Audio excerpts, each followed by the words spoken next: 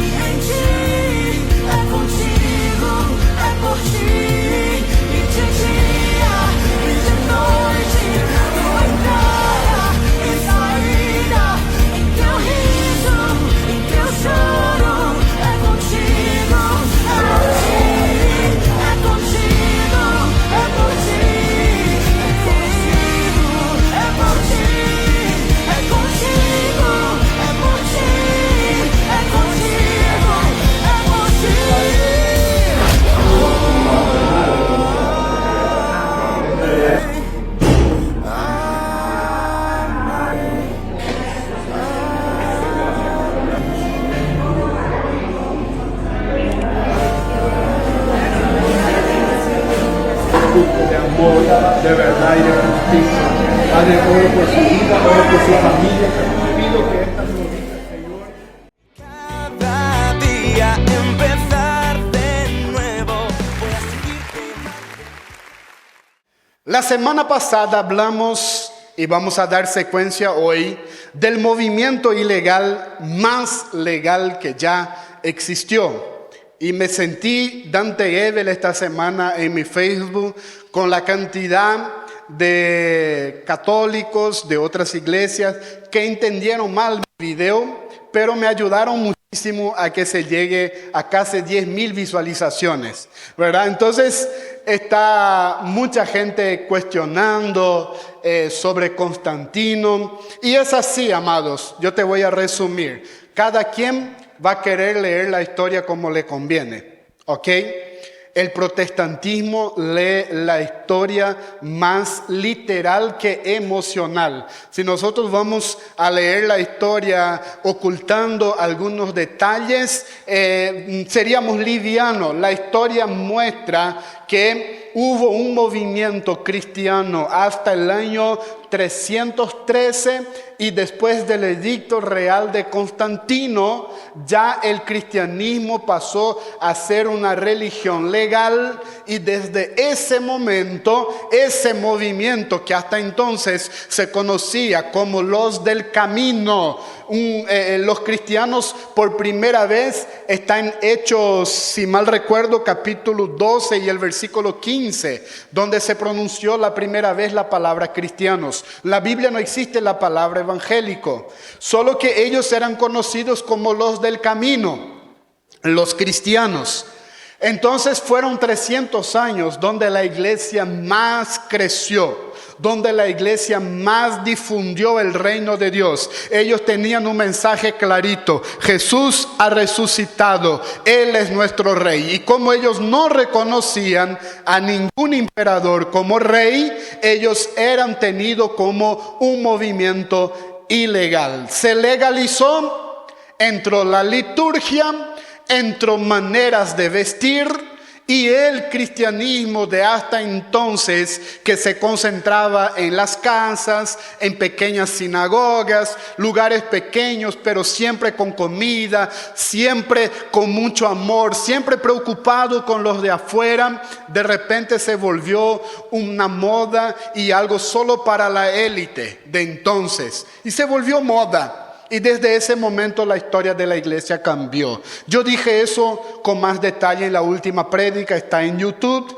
Ustedes pueden entrar y todo está en base a Mateo 16, 18, cuando Pedro, por el Espíritu Santo, por una revelación del Padre, entendió quién era Jesús. Jesús le soltó esa palabra en el versículo 18 del capítulo 16. Yo te digo que tú eres Pedro, y sobre esta piedra edificaré mi iglesia, y las puertas de los dominios de la muerte no prevalecerán contra ella, contra la eclesía, la iglesia, esa asamblea, ese pequeño movimiento con un propósito en común. Las puertas del infierno, el poder de la muerte que Adán, mira una cosa, Adán con el pecado entregó la tierra, entregó el hombre a Satanás. Satanás comenzó a reinar en la tierra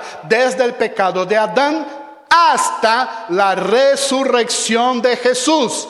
Por eso Pablo, inspirado por el Espíritu Santo, en Romanos capítulo 5 y en el versículo 17, si por el pecado de uno, el pecado de Adán, la muerte pasó a reinar en la tierra, mucho más reinarán en vida los que aceptan la gracia de Dios. Romanos 5 y el versículo 17. Cuando Jesús habló que las puertas, el dominio de Satanás y del infierno no iba a prevalecer contra la eclesía, contra la iglesia, él estaba diciendo justamente que ese reinado que Adán le dio a la muerte estaba llegando al fin con su muerte y resurrección. ¿Hay un amén? Desde que Jesús ha resucitado, Él ha dejado una misión clara en la tierra a los verdaderos discípulos. Id, haced discípulos, bautizándoles. Pero Él también dijo que nosotros tenemos la tarea de manifestar y establecer su reino en los confines de la tierra. Vimos también que la iglesia primitiva cayó en el error de concentrarse en ellos y quedar con el reino solo para Jerusalén, ¿se acuerdan? Pero allá en Hechos 1:8 la palabra les había dicho con claridad: recibiréis poder, dunamis, cuando venga sobre vosotros el Espíritu Santo, para ser testigo en Jerusalén, donde comienza, donde ellos estaban reunidos, Judea, una ciudad vecina, Samaria, toda una región, y después dice confines de la tierra. Y durante años la iglesia comenzó a quedarse solo en Jerusalén. Poder de Dios, vendían propiedades, no había hambre en la iglesia, había milagros, había poder de Dios. Pero si vos lees el capítulo 7 de Hechos, vas a ver un hombre llamado Esteban, que lleno del Espíritu Santo comienza a dar una prédica como nadie antes había predicado, además de Pedro. Mucha autoridad. Él expresa las verdades del reino de Dios, cuenta la historia desde Israel salir, desde Abraham hasta que los judíos que estaban escuchando la prédica, él les confronta y le dice: y a ese Jesús que ustedes crucificaron, Dios lo exaltó y lo resucitó. Y cuando se hablaba de la resurrección, había resistencia en los judíos y también en algunos romanos. ¿Qué pasó ese día? Apedrearon a Esteban. Entre ellos estaba el después conocido apóstol Pablo, ahí consintiendo en la muerte. Vos vas a ver Hechos 8:1, que la Biblia dice que Saulo consintió en la muerte de Esteban. Él participó del apedreamiento. Él era un asesino antes de conocer a Cristo. Y ahí la Biblia dice que vino la persecución y ellos salieron de Jerusalén, comenzaron en Judea, en Samaria, y esa eclesía durante 300 años fue puro poder de Dios y reino. Pero lastimosamente la historia después cambió. Pero hoy nosotros vamos a seguir avanzando, y algunas preguntas que quiero que ustedes respondan o salgan de aquí con la respuesta. Y a los que toman nota, escriban: ¿por qué Dios nos quiere abundar? Francisco, que toma nota, Francisco. Le encanta a Francisco aprender. ¿Qué tiene? La segunda pregunta que te quiero responder hoy, ¿qué tiene que ver? Perdón. La primera es ¿por qué Dios nos quiere abundar? La segunda pregunta que te quiero responder a la luz de la Biblia, ¿qué tiene que ver mi mayordomía en el uso del dinero con mi eternidad? ¿Cree usted que no va a rendir cuenta a Dios de todo lo que Dios le da en sus finanzas? La Biblia tiene respuesta para eso. Después te quiero ayudar a responder el reino de Dios, y eso quiero que ya responda con la simple lógica. El reino de Dios habría llegado a mí, hoy, a ti, presta atención, si otros hijos de Dios que me antecedieron no fueran fieles a Dios en la generosidad. ¿Usted cree que hoy estaría sentado aquí si alguien antes que vos, años antes, hubiera creído a este mensaje y también hubiera sido fiel a Dios? ¿Estarías hoy aquí salvo? La lógica te dice que no, ya tener respuesta para la tercera. Y la cuarta, el reino de Dios llegará a los confines de la tierra si la verdadera iglesia deja de ser generosa. El orden sigue imperativo. Vayan a ser discípulos a todas las naciones. Y los que recibieron el Espíritu Santo en Hechos 1:8 escucharon. Tú y yo estamos escuchando hoy lo que el Espíritu Santo reveló y sigue siendo verdad. Recibiréis poder cuando venga el Espíritu Santo para ser testigo hasta los confines de la tierra. Y yo te digo, amada iglesia, hay mucho, di conmigo mucho, pero dilo fuerte, mucho. Hay mucho por hacer. Hay mucho afuera por hacer. Hay mucha gente por ayudar. Hay mucha gente que necesita la salvación. Y empecé con eso en mi corazón esta mañana. Entre muchas cosas, eclesía es querer salvar a todos de la condenación eterna. Amén. Ser iglesia de verdad es querer salvar al mundo de la condenación eterna. Ser iglesia no es ser obeso y ni cabezón. Yo me voy al culto para aprender más, para aprender más, para aprender no. Para aprender más se va a un instituto. Al culto uno viene para recibir palabra fresca y salir derramando. Uno recibe y sale dando. Si uno viene al culto a recibir y no está esparramando al salir de acá, no entendió lo que es ser iglesia. Siempre te digo, la iglesia comienza después del culto. Dile al hermano que está a tu lado, la iglesia comienza después del culto. Amén. Abrochen los cinturones y vamos entonces a despegar este vuelo hoy. ¿Qué nos afirma la constitución del reino sobre finanzas? Romanos 8:15 al 18. Si me ayudan en pantalla y si toman nota, arrancamos aquí Romanos 8:15 al 18. Ustedes no recibieron un espíritu que de nuevo los esclavice al miedo, sino el espíritu que los adopta como hijos y les permite clamar, Abba, Padre. El espíritu mismo asegura a nuestro espíritu que somos hijos de Dios. Y si somos hijos, ¿somos qué? Herederos.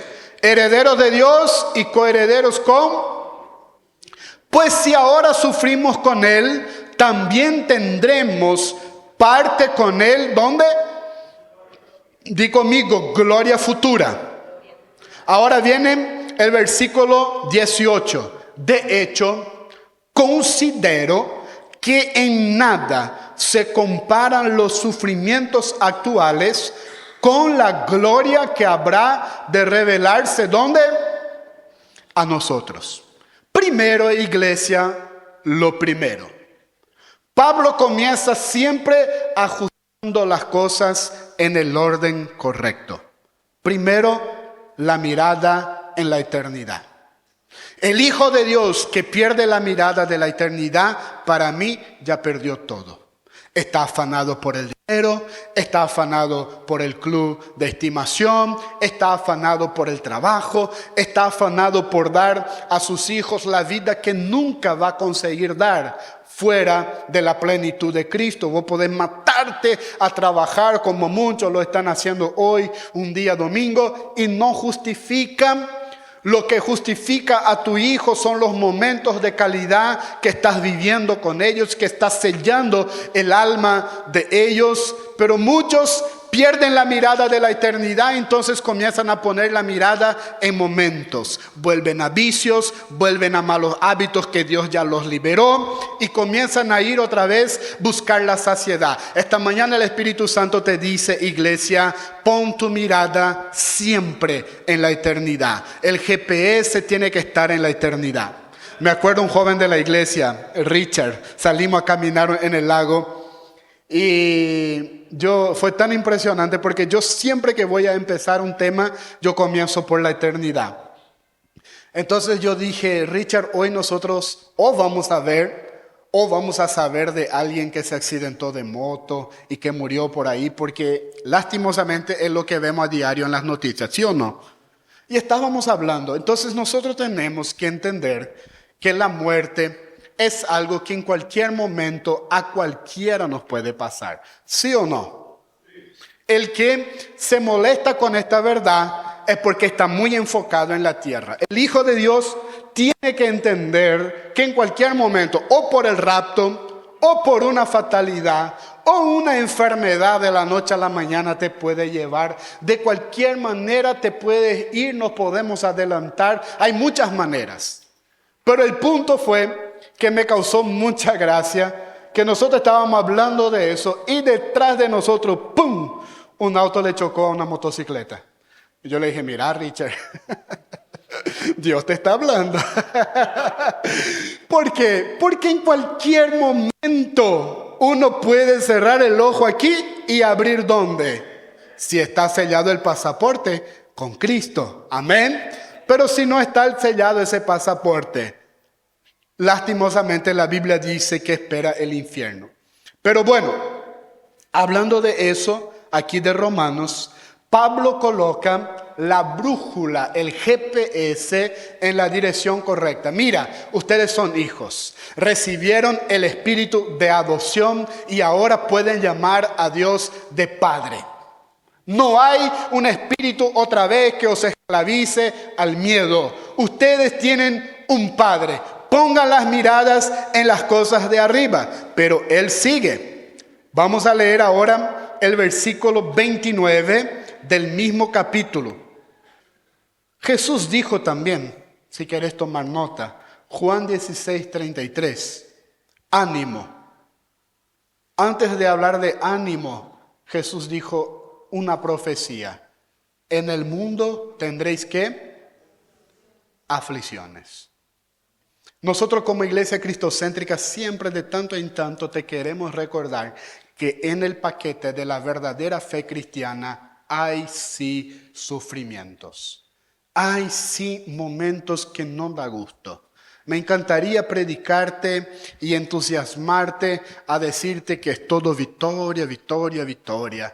Y de verdad que hay días que no te vas a despertar bien por cuestiones hormonales, por cuestiones del trabajo, por cuestiones que salen totalmente de tu capacidad intelectual, están en manos de terceros y vos harías totalmente diferente y eso te va a angustiar. Eso, la salvación mismo de tus hijos escapan de tus manos.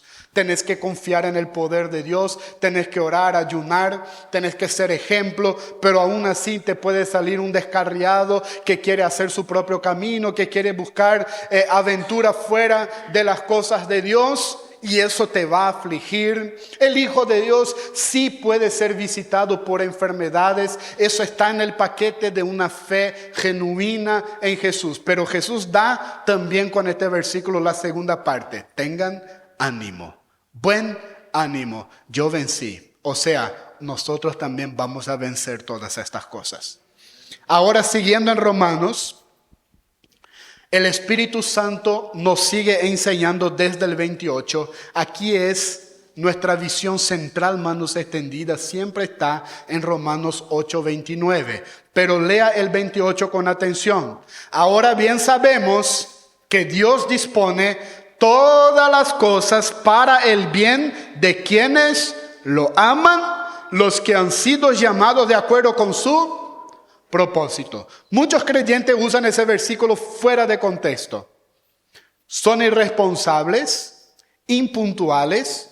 Yo ya he visto gente llegando tarde porque salió tarde de casa, porque no honró el contrato, porque no honró lo acordado, por cachafá, no hay otra palabra. Y vino llegando, pero todo ayuda para bien, ¿verdad, pastor? No es cierto. No está en ese contexto. Los que aman a Dios y son llamados conforme a su propósito, en el propósito de Dios, cuando yo estoy centrado en las cosas de Dios, cuando Dios es mi prioridad, cuando honrar a Dios es un estilo de vida, cuando vivir la fe cristiana es un estilo de vida, aún aquello que parece mal, Dios convierte en bendición. Pero eso no es para usar, yo estoy haciendo las cosas mal, yo estoy haciendo mal negocio y después yo me consuelo con este versículo. No, me está viniendo el banco encima, me está viniendo a esta persona encima porque realmente todo ayuda para bien. No, eso está viniendo por irresponsabilidad y no tiene nada que ver con lo que Dios dijo. Pero mira el 29. Porque a los que Dios conoció de antemano, los predestinó a ser transformados según la imagen de Jesús, para que Él sea el primogénito entre muchos hermanos. A los que predestinó, los llamó. A los que llamó, los justificó. Y a los que justificó, también ¿qué? Dios te vio de antemano que ibas a aceptarle a Él por el sacrificio de Jesús. Entonces, con esa confesión que hiciste de creerle a Jesús como tu Señor y Salvador, activó en tu vida una obra de transformación para que volvamos a parecernos a Jesús. Por eso cristianos. ¿Por qué ellos dijeron cristianos? Porque estaban diciendo de pequeños cristos que estaban caminando por ahí. Se parecían. ¿Se acuerdan Pedro negando a Jesús? Jesús ya siendo entregado y Pedro negando. ¿Qué le dijeron? Pero hasta tu manera de hablar te dilata, ¿verdad? Ya se parecía tanto a Jesús, ¿no? Bueno, ahora mira el versículo en adelante 31 y el 32. ¿Qué diremos frente a esto? Si Dios está de nuestra parte, ¿quién estará en contra nuestra? 32. Este es el versículo que quiero que lleves a casa esta mañana. El que no escatimó ni a su propio Hijo, sino que le entregó por todos nosotros, ¿cómo no habrá de darnos generosamente junto con Él todas las? Presta atención, iglesia. Este versículo es fundamental para tu prosperidad bíblica. Hay una prosperidad que Dios quiere para sus hijos. Amén. Amén. El que no quiere, dame a mí. Hay una prosperidad que Dios tiene para sus hijos. Amén. Pensé que ya no querías prosperar. Yo quiero prosperar. Lo que nosotros no queremos es ser triunfalista y tampoco pedirte cosas que Dios no pide ni enseña. Pero mira que el Espíritu Santo está inspirando a Pablo en este versículo aquí de Romanos 8:32. En palabras más, palabras menos, parafraseando, es lo siguiente. Mijo, ¿verdad? Como dicen en Centroamérica. Mijo, si yo te di a Jesús, lo mejor que yo tenía acá en el cielo. Imagínate Dios en el cielo buscando todo lo que hay en el cielo. La Biblia dice que las calles son de oro. O sea, que oro en el cielo es pavimentación. Nosotros usamos piedra de ningún valor, ¿no? Bueno, oro acá en el cielo es para las calles. Después diamantes que nunca la tierra conoció hay en la eternidad. Mirando todo eso que tengo acá, no hay nada de tanto valor para salvarte. Te tengo que dar mi esencia, te tengo que dar mi vida. Te voy a dar mi hijo. Mi hijo. Para que tengas vida eterna conmigo y para que seas mi hijo también. O sea, Dios, yo le veo muchas veces como ese padre que le gusta tener muchos hijos. ¿Ah? Este es el corazón de Dios Padre. Él quiere tener muchos hijos. A imagen de Jesús. Bueno, Jesús desciende, muéstrales el camino, muéstrales la verdad. Y aquel que cree en ti y aquel que cree en tu resurrección, yo le doy el Espíritu Santo y Él va a ser transformado a tu imagen. Él va a ser como tú también, va a ser mi hijo también. Por eso Romanos 8:29 dice que Él fue el primero de muchos hermanos, de los cuales estamos nosotros. Amén. Ahora aquí viene, te di a Jesús. ¿Cómo? No te voy a dar las demás cosas. Y de eso está hablando de las necesidades de esta tierra. Y yo escribí una frase esta mañana que quisiera que tomes nota de ella en tu celular, tal vez, si no tenés un bolígrafo.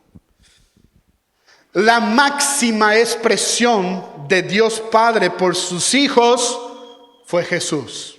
¿Estamos de acuerdo?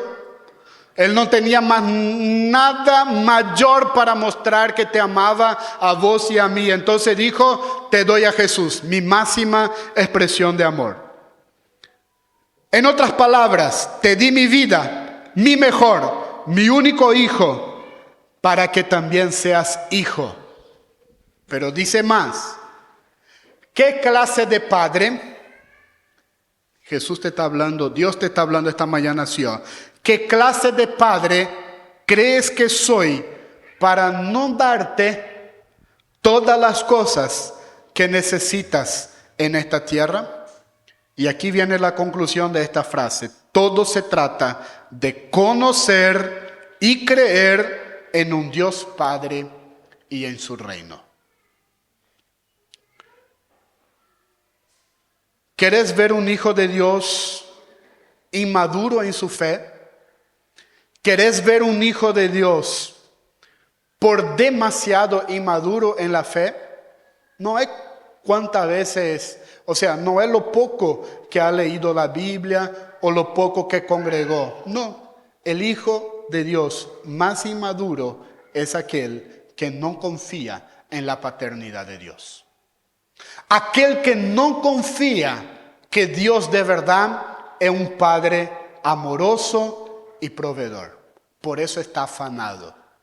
Por eso no da el diezmo. Por eso no congrega regularmente. ¿Por qué? Porque no quiere de verdad confiar en lo que la palabra dice. Es mejor trabajar.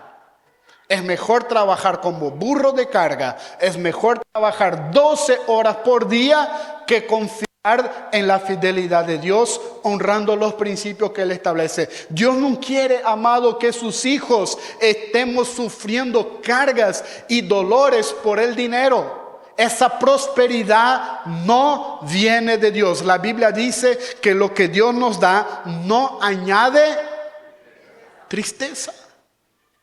Si el dinero que estás ganando te está dejando triste, o irte a trabajar en el horario que estás trabajando, o todas las horas que supuestamente tenés que trabajar, porque ni una empresa que trabaja legal te puede exigir más de 8 horas. Si estás trabajando más de 8 horas y si no estás ganando por la milla extra, algo anda mal con tu empresa o algo anda mal contigo. Es tu derecho cobrar la milla extra, pero aún así es tu derecho pensar y meditar en las promesas de Dios si debes de verdad estar 10, 12 horas trabajando. Porque a sus amados, la Biblia dice, creo que es el Salmo 127, Dios les da mientras duermen. ¿Sabía que hay una promesa? Que los que aman a Dios cuando están durmiendo, Dios les está bendiciendo. Yo creo en esa promesa, amados. Yo creo que los clientes que Dios me dio, mientras yo estoy durmiendo, Dios está haciendo arreglo con ellos para llamarme al día siguiente. Obvio, hago mi marketing. Pago mis redes sociales para que me vean. No soy tonto. Estamos en una era de redes sociales. Amén. Amén.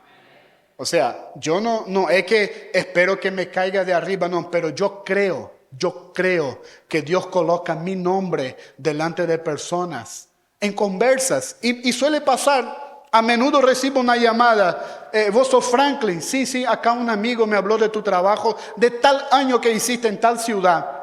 Gloria a Dios, eso que es, mientras yo dormía y me deleitaba en las cosas de Dios, Dios proveyendo también para lo mío. ¿Hay un amén?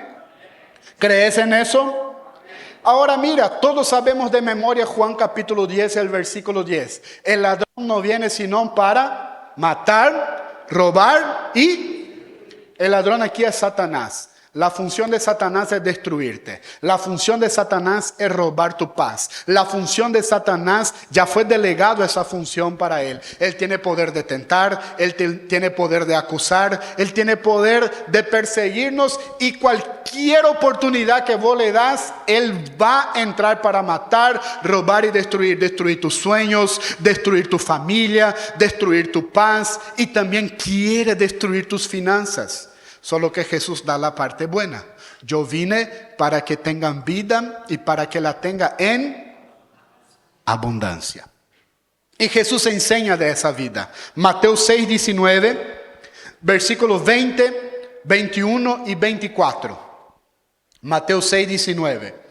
No acumulen para sí tesoros en la tierra donde la polilla y el óxido destruyen y donde los ladrones se meten a robar. ¿Cuántos de ustedes ya fueron robados?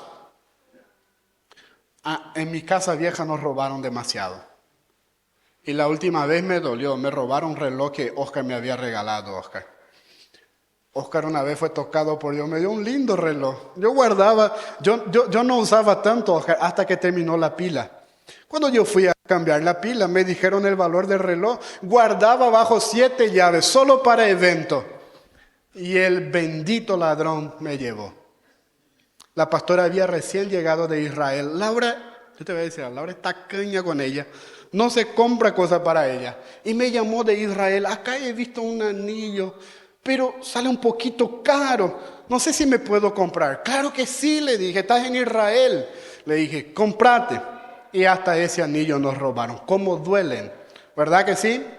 Y déjame darte una noticia. Si vos no tenés buena alarma, si vos no tenés una casa segura, en cualquier momento también te puede pasar. Porque te digo que me robaron en el 4º día de mi ayuno. O sea que estaba blindado en el mundo espiritual mi casa. Estaba en el 4º día de ayuno. Laura y yo no estábamos peleados. Estábamos así en pura unción. Igual nos robaron. O sea, aquí en la tierra los ladrones te pueden en cualquier momento sorprender. Y Jesús habla de eso. Más bien, acumulen para sí tesoros, ¿dónde? En el cielo. Hay un lugar mejor para guardar tu riqueza, amado. Donde ni la polilla, ni el óxido carcomen, ni los ladrones se meten a robar. Porque donde esté tu tesoro, allí estará también tu corazón. Ahora viene el versículo 24.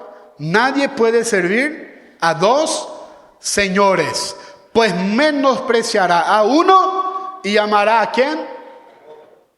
O querrá mucho a uno y despreciará al otro. Ustedes no pueden servir a la vez a Dios y a las riquezas. O sea, ¿qué el Hijo de Dios tiene que entender acerca del dinero? Él es un excelente esclavo, pero un terrible señor. Hicimos una dinámica semana pasada. ¿Quieres ver la voz que más te habla? Es la voz del dinero. Yo te comienzo a decir en esta mañana, busca el mejor restaurante para ir después del culto. Lo primero que te va a venir es si te alcanza, ¿sí o no? Y si querés invitar a alguien, más todavía te va a hablar el dinero. Y si mañana querés hacer un paseo con tu familia, el dinero te va a estar hablando. Y Dios nos quiere llevar en niveles económicos donde para las cosas que Dios nos manda a hacer para Él y para nuestra familia, el dinero no sea un impedimento. Amén. Ya va a depender de nuestra mayordomía, de nuestra administración, acceder a esos lugares. Pero viene algo más poderoso aquí en Mateo. Ahora quiero leer desde el 25, ese capítulo 6 todavía. Acá está el versículo más célebre para un hijo de Dios que conoce a Dios como Padre y Rey. Por eso les digo, no se preocupen por su vida, qué comerán o beberán, ni por el cuerpo, cómo se vestirán. ¿No tiene la vida más valor que la comida y el cuerpo más que la ropa? El cuerpo más que la ropa. Fíjense en las aves del cielo, no siembran, ni cosechan, ni almacenan en graneros. Sin embargo, el Padre Celestial las que... Guarda este versículo como algo rema para ti en esta mañana. Las aves no siembran, vos sembrás. Después dice, las aves también ¿qué? No cosechan, vos podés cosechar lo que sembraste. Después dice, ellas no saben ahorrar, no saben guardar en graneros. Yo te doy la capacidad para aprender a ahorrar. ¿Cuántos dicen amén? ¿Dónde paré? Sin embargo, el Padre Celestial las alimenta. ¿No valen ustedes mucho más que ellas? ¿Quién de ustedes, por mucho que se preocupe, puede añadir a una sola hora al curso de su vida? ¿Y por qué se preocupan por la ropa? Observen cómo crecen los lirios del campo, no trabajan ni hilan. Sin embargo, les digo que ni siquiera Salomón, con todo su esplendor, se vestía como uno de ellos. Si así viste Dios a la hierba que hoy está en el campo y mañana es arrojada al horno, ¿no hará mucho más? Jesús está hablando eso. No es ningún apóstol, es Jesús. Nuestra doctrina es cristocéntrica, amén. Nuestro amado Jesús está diciendo así, no hará mucho más por ustedes, gente de poca fe. Así que no te preocupes diciendo qué comeremos, qué beberemos, con qué nos vestiremos. Los paganos, o sea, los que no son hijos de Dios, se preocupan por todas estas cosas, pero tu Padre Celestial sabe que las necesitan. Ahora viene el versículo célebre.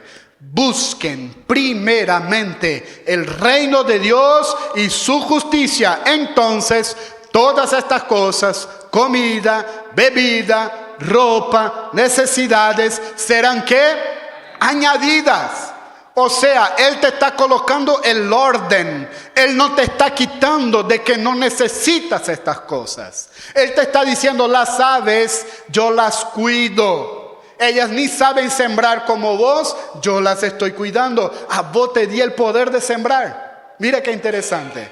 Los lirios del campo, ellos no tienen que hacer nada. Yo como creé a ellos, ni Salomón en su mejor esplendor y gloria se viste como ellos. Anda un día, mira hacia Cedrales, para tu vehículo yendo hacia Cedrales, y vos vas a ver esos lirios así del campo, así que hay por esa región. ¡Qué lindo! Y acordate de este versículo. Dios te está diciendo con el lirio del campo cada mañana, a vos yo tengo un cuidado especial porque sos mi hijo.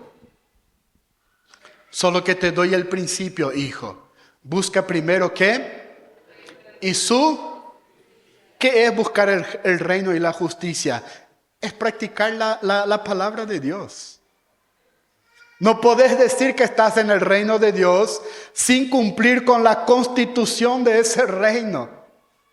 ¿Hay un amén? Pero Jesús también dijo al final en el 34.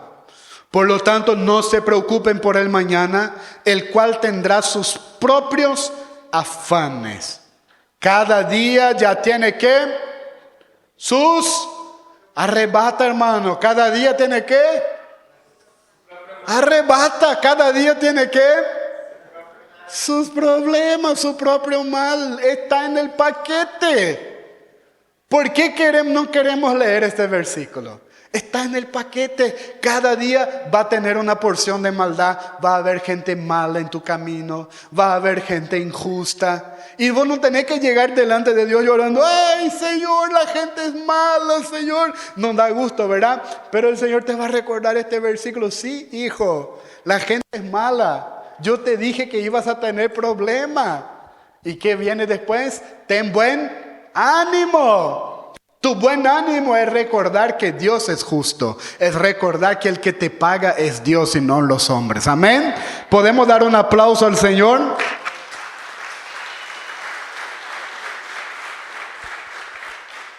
Vamos un pasaje más para responder las 4 preguntas de hace rato. 2 Corintios 8, 7 y después versículos 8 al 12.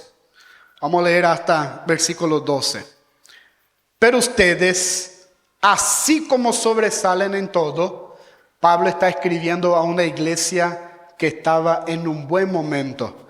Él dice así, ustedes sobresalen en fe, en palabras, en conocimiento, en dedicación, en su amor hacia nosotros. Procuren también sobresalir en esta gracia de ¿qué? ¿En la gracia de qué? Mira, dar al reino es manifestar gracia. ¿Sabe qué yo estoy diciendo cuando yo doy en el reino? Yo estoy diciendo que yo quiero que otros reciban de la gracia que yo recibí. ¿Hay un amén? Es eso que estás diciendo con tu generosidad. Pero viene más, versículo 8.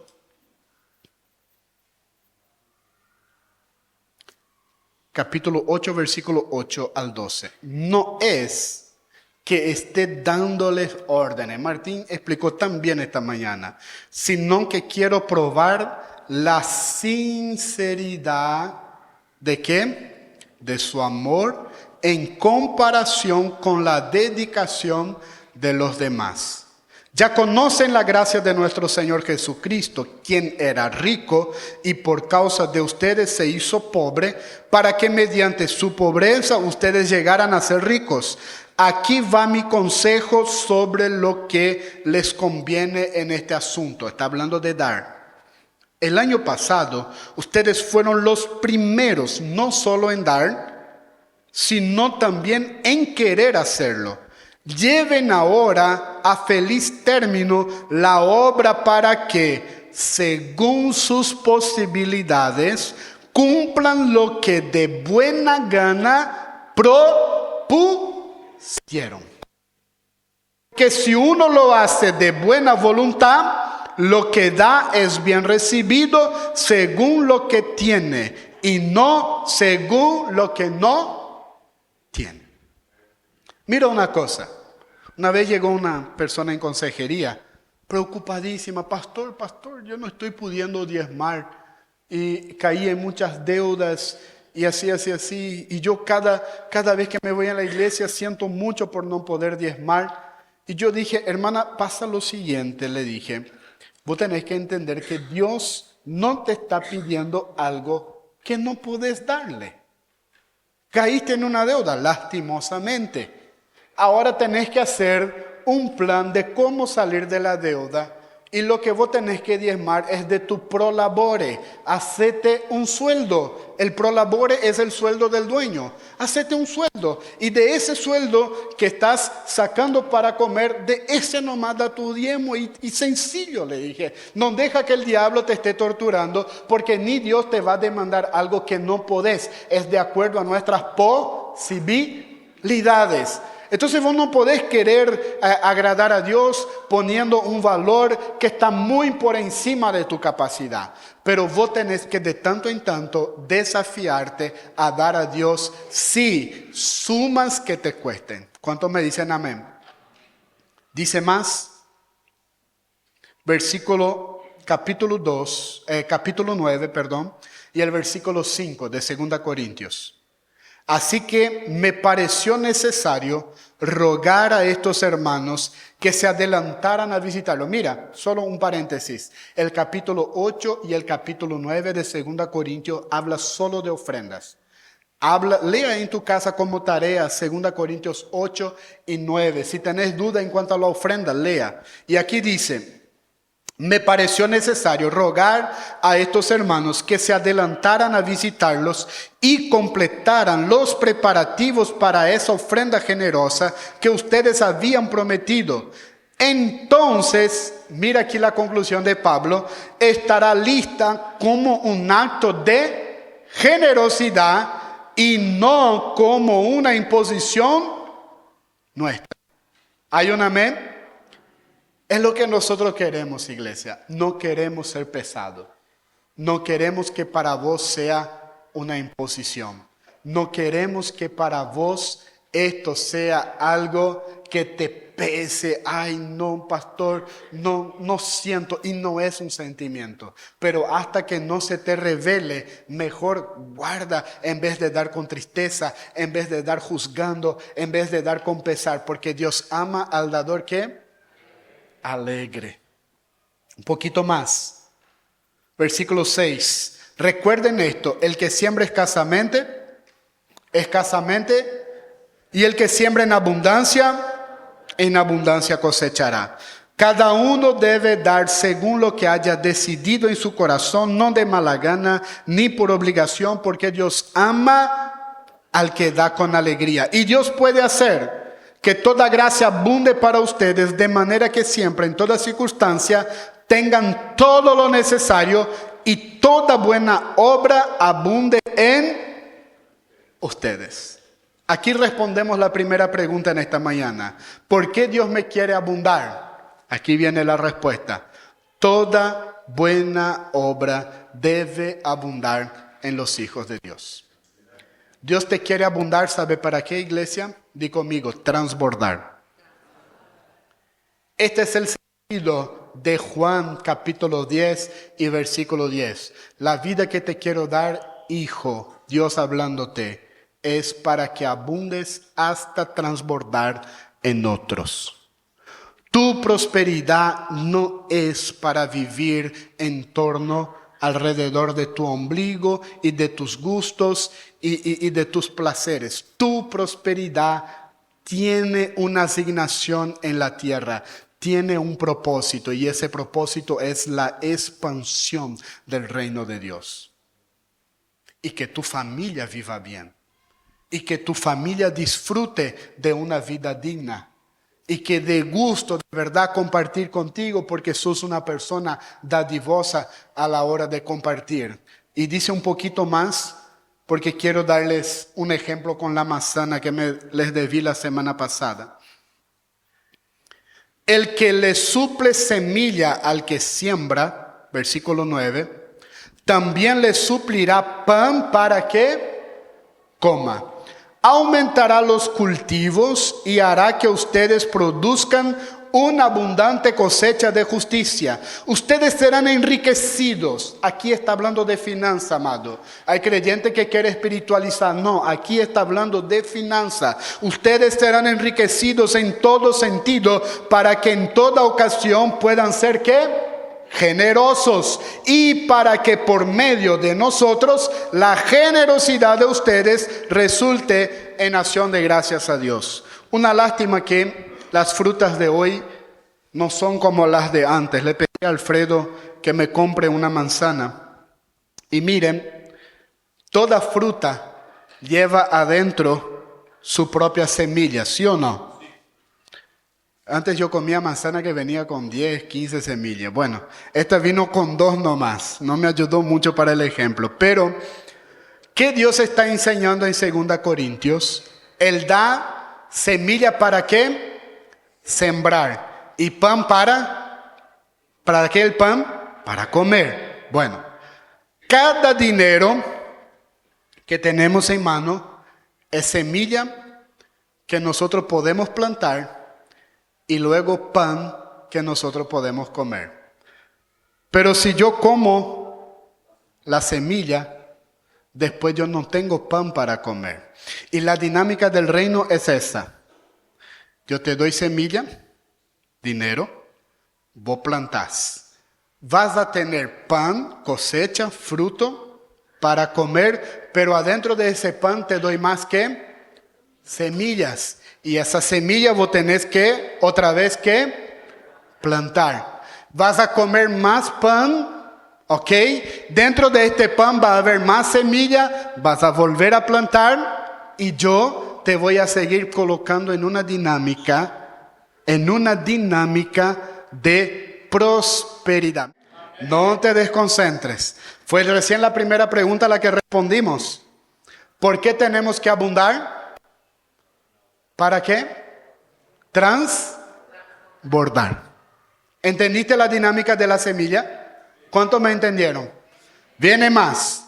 ¿Qué tiene que ver mi mayordomía en el uso del dinero? ¿Qué tiene que ver? Lucas 16:9. Por eso les digo que se valgan de las riquezas deshonestas para ganar ¿qué? Amigos, a fin de que cuando éstas se acaben, hayan quienes los reciban. ¿Dónde? En la vida eterna. Guarda el capítulo 16 de Lucas para leer con atención en tu casa. Tu dinero invertido en el reino de Dios, con la justicia del reino, te va a dar mucho tesoro en la vida eterna. ¿Hay un amén? Aquí te está hablando, entre otras cosas, de gente que te va a anteceder en el reino de Dios y te va a estar esperando, porque un día Dios usó tu finanza para bendecir a ellos. De eso te está hablando. O sea, nosotros tenemos que entender algo acerca del dinero. El dinero tiene que ver con nuestra corona en la eternidad, con nuestro galardón, el que Dios nos va a dar para reinar con Él. ¿Hay un amén? ¿Hay un amén de verdad, iglesia? Hay mucho para hablar, pero tengo que concluir los 4 puntos. Sé que es Santa Cena, pero soy puntual, ¿verdad, iglesia? Hoy me van a dar 15 minutos más. ¿Amén? ¿Amén de verdad? La 2 ya está respondida entonces. Mi mayordomía, buena administración de los recursos, ¿verdad? Para expandir el reino, me dará las verdaderas riquezas espirituales y eternas. Ahora la pregunta 3. ¿El reino de Dios habría llegado a mí hoy si otros hijos de Dios que me antecedieron no fueran fieles a Dios con su generosidad? Dime en esta mañana, ¿hubiera llegado? Puede que un muy espiritual diga, ustedes no, ¿verdad? Mirando después en YouTube diga, ¿verdad? Claro que llegaría, porque Dios es poderoso. Dios es poderoso, pero dejó principio. Amén. El evangelio es por gracia. La salvación es por gracia. Pero ¿cómo este mensaje nos llega? Con los recursos. ¿Y cómo nosotros vamos a llegar a los confines de la tierra con ese mensaje? Con los recursos. Ahora la 4 para terminar. El reino de Dios llegará a los confines de la tierra. Sí, la verdadera iglesia deja de ser generosa. Un redondo no. Y aquí viene la explicación final. 2 Corintios 9, 12 al 14. Esta ayuda, que es un servicio sagrado. Mira lo que esto ofrenda. Vamos, para parecer que está terminando, entonces vamos a estar de pie. 2 Corintios 9, 12 al 14. Esta ayuda, que es un servicio sagrado, ¿qué es qué? ¿Un servicio qué? Sagrado. Sagrado. No solo suple las necesidades de los creyentes, sino que también redunda en abundantes ¿qué? Acciones. En efecto, mira la palabra, al recibir esta demostración de servicio, ellos alabarán a Dios por la obediencia con que ustedes acompañan a ¿qué? La confesión del evangelio de Cristo, y por su generosa solidaridad con ellos y con todos. Además, en las oraciones de ellos por ustedes expresarán el efecto que les tiene por la sobreabundante gracia que ustedes han recibido de Dios. Quiero que guardes la palabra evangelio de Cristo. En efecto, al recibir la demostración del servicio, Ellos alabarán a Dios por la obediencia con que ustedes acompañan la confesión del Evangelio de Cristo. Mira una cosa, iglesia. La obediencia al Evangelio implica nuestra generosidad. No llegaremos a 100 familias este año si no somos más generosos. Yo te digo, nosotros tenemos fe para llegar a 100 familias, pero nos vamos a avanzar una familia más hasta que algunos comiencen a ser usados por Dios en el poder de la generosidad. Como iglesia estamos anhelando y vamos a asumir compromisos grandes con Dios, siempre y cuando también respondas a la fe con nosotros. Amén. Esa carga no puede estar sobre el presbiterio. Esta carga es de nuestra iglesia. Es nuestra. Y Dios nos llamó, iglesia, a ser de bendición. Y esta mañana, nunca se trata de nosotros. Siempre se trata de Jesús.